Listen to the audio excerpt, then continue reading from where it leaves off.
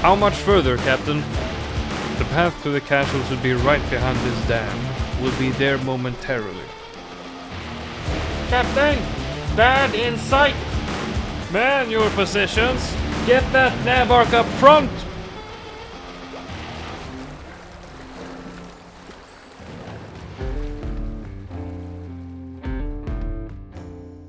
Welcome back to episode 6 of Lucifer Sanctum. For the newer subscribers who may not have seen previous episodes, this is a series in which I attempt to beat 300 rounds on all expert maps on easy mode. Accompanied with every episode is an intro and outro cutscene, telling a story of a few monkeys' battle against Lucifer. As I mentioned, and as you could tell from the intro, this is episode 6 out of 10. The first 5 episodes came very shortly after each other, but now it's been over 3 months since the last episode. This was originally due to that the artist I was working with was moving houses and needed a short break. And then after that, it also became clear to me that creating one episode every week was not financially viable. So the series took a long break, and since then I've seen comments on almost every single video asking when the next episode will be released. And I guess I can't say more than that I am really happy that some people really enjoy the concept of this series. The plan is still to finish the series. We have some really tough maps ahead of us, and it will be really interesting, and the story is getting closer to its end as the Monkey Squadron is nearing Lucifer's lair. If you're new and have not seen this series before, I will link a playlist to the series in the description below. I'm going to say right away that I will not set a date or a timeline for when the next episodes will be released, but I'm for sure going to try and make sure that it doesn't take this long again, except for maybe the last episode, since I've got something special planned for that one that will take a while. Anyway, in this episode, we are taking an alternate route since crossing the ravine did not work out as planned. We are nearing the Dark Castle by sea, and as such, in this video we will try to beat 300 rounds using only the side of the valley with water. The game will naturally begin with me placing some buccaneers and getting a boat farm going. The first boat I placed, the one I'm working up into a pirate lord, is the one I'm planning on making into a paragon. If placed here, it will be able to use the right side cannons as well, as opposed to if you placed it in the center. Then it would only fire its left side cannons and you would lose out on quite some DPS. Aside from getting a boat farm going, we want to get the carrier flagship early so we can place down our hero Adora to start leveling her up, and also so that we can create a bridge of ice platforms that we can use to place down some farms and other towers. This game is being played in update 37.3, so we will make use of the currently OP 1 farm Monkeyopolis early on, before creating a bigger one.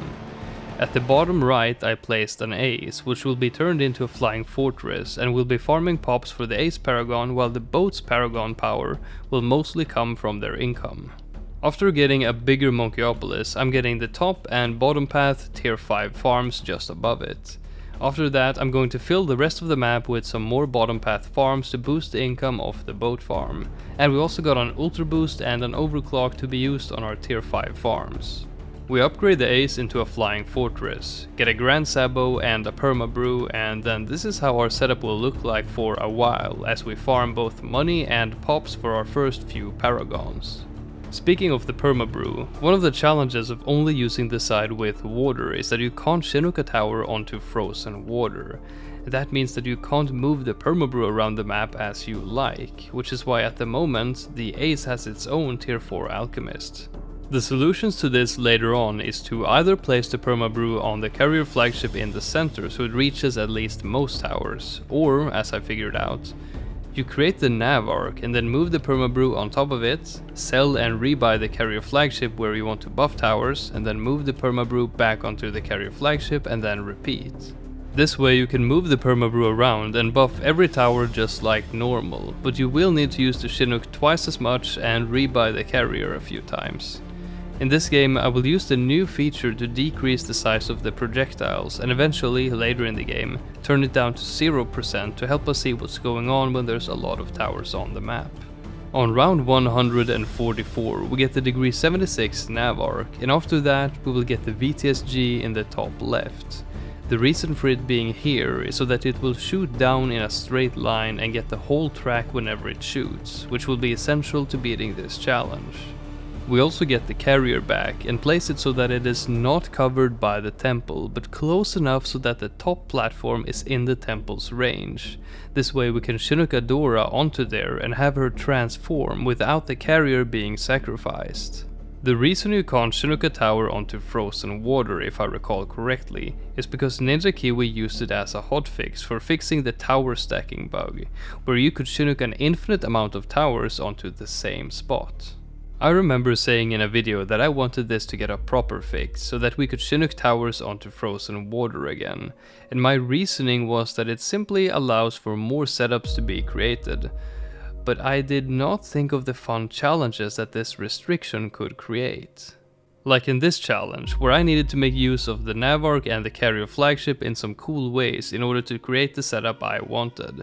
So maybe it's not that bad, not being able to Chinook towers onto frozen water. Let me know what you think in the comments. Should you be able to Chinook towers onto frozen water or not? Now we got an Energizer down, because we want to lower the cooldown for the Ultra Boost. Now we need to start Ultra Boosting the towers that will be our damage dealers, so that we have enough time to do so before we start closing up on the really late rounds. Now we got our Ace Paragon in the top right corner, and then we will continue farming pops for some more Paragons. In this game we will try to get every single Paragon to degree 76, as we will probably need it given the very short track. At the end of round 192 we get the Ninja Paragon just below the Navark, and at 200 plus it's starting to get a bit tough, so we build 2 more temples, which also keeps our Ultra Boost busy. The center temple is our support temple, while the rest is pure damage temples. A bit later we get the NG Paragon right next to the VTSG, and the next one we will get is the Glaive Dominus. Getting this one to degree 76 was really close due to the fact that the upgrades are really cheap and I already placed the VTSG and a support temple. I need to use all the space I can get, and I was only about 1 or 2 boomerangs from not getting a degree 76. But we just managed to get it, so all is well. Now we have the Apex Plasma Master and the Wizard left. We set up a Plasma Monkey fan club down low, and also at this point I will place a whole bunch of tech bots to auto trigger my abilities, since this run still has a few hours left in it, and at this point I need to use all of them all the time. I will place them on land, but I don't count that as cheating as they're not really towers. At this point I also start using the technique I mentioned before, moving the P-Brew around to buff every tower using the carrier flagship. On round 244 we get the Apex, and at this point we also need to use Adora's Blood Sacrifice every round to keep ourselves alive as we're creating the final Paragons. Now we only have the Wizard left, which we get by round 255. In this challenge I chose to not use the glitch which gives you the permanent morph ability. I tried it out in a recent video, but I'm not using it in this one. Now we got all the Paragons and can continue creating the rest of our setup. We begin by creating 2 more temples, and then create some more ice platforms in spots that won't disturb our setup much, and then place the rest of our towers that we want, and then continue moving the permabrew around using the carrier. In the 260s our setup is complete. Now we just need to activate Adora's Blood Sacrifice every round and hope that this can get us past round 300. At this point in the game it is lagging a lot, so runs like this take around 7 hours to complete. But once that amount of time has gone by, we passed round 300 and I decided to continue and see how far this setup could make it. Another 2 hours later I eventually lost on round 328, which was a bit further than I expected. And thus, this mission has been completed. And next up is Dark Castle. We'll set up camp here, and then we'll move towards the castle at dawn.